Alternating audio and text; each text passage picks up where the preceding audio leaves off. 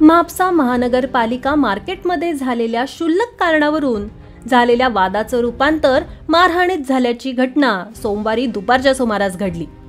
या घटनेतील संशयित आरोपी अज्जू उर्फ अझरुद्दीन हवांगी शेख वय वर्ष 29 याला पोलिसांनी सापळा रचत त्याला अटक केली। तसेच त्याच्याकडून मारहाणीचे वापरलेले हत्यारही जप्त केले। या घटनेसंबंधी मिळालेल्या माहितीनुसार म्हापसा बाजारपेठेतील विक्रेते पंचराम निसाद याचा बांगड्यांचा स्टॉल असून हा स्टॉल लावण्याच्या जागेवरून निसाद आणि संशयित आरोपी अझरुद्दीन शेख यांच्यात वाद झाला। हा वाद नंतर वाढत गेला। बाचाबाची दरम्यान अझरुद्दीन याने शिवीगाळ करत हातातल्या कड्याने निसाद यांना मारहाण करून रक्तबंबाळ केलं। तसेच यापुढेही गंभीर परिणाम भोगण्याची तयारी ठेव अशी धमकी देत निसादच्या स्टॉलची नासधूस करून तो तिथून पसार झाला। घटनेची तक्रार निसाद यांनी पोलीस स्थानकात दिल्यावर पोलिसांनी सापळा रचत संशयितांचा शोध घेण्यास सुरुवात केली।